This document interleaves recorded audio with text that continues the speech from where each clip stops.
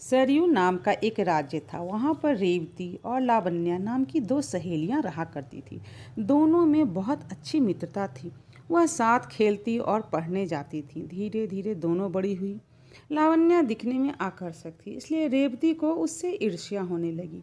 एक दिन लावण्या की मित्रता उस राज्य के राजकुमार ऋषि से हो गई, और जो अत्यंत ही आकर्षक युवक था। यह देखकर रेवती मन ही मन उससे चिढ़ने लगी।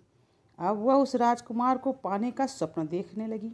इसके लिए उसने काली विद्या के माहिर तांत्रिक निशाचर से तंत्र साधना सीखा। इस क्रम में वह एक तांत्रिक बन गई जो कई काले जादुओं में महारत हासिल कर लिया था, और वह इसका उपयोग करने लगी। उसने अपनी विद्या का उपयोग राजकुमार को एक बक्से में बंद कर दिया। इधर लावण्या को रेवती के हाव भाव से कुछ आशंका हुई, तो वह उस पर निगाह रखने लगी और पता लगाया कि वह उस बक्से में कुछ तंत्र साधना कर रही है। ज्यों ही रेवती प्रक्रिया पूरी करने के लिए स्नान करने गई, तो लावण्या ने देखा कि बक्से में राजकुमार कैद हैं। उसने शीघ्र ही उस शैतान के माया जाल वाले बक्से से राजकुमार को वहां से निकाल लिया और उसे सारी बात बताई।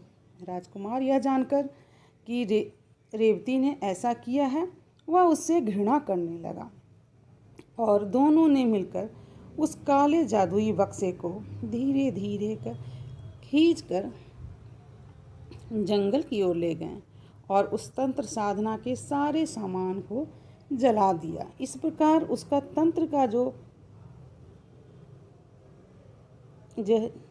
का जो बक्सा था वो नष्ट हो गया, और उसके साले काले जादू का प्रभाव भी अब खत्म हो गया था। इस प्रकार दोनों ने अपनी सारी युक्ति से उन दोनों के सारे काले सामान को नष्ट कर दिया, और दोनों मिलकर फिर आपस में साथ में खुशी खुशी रहने लगे।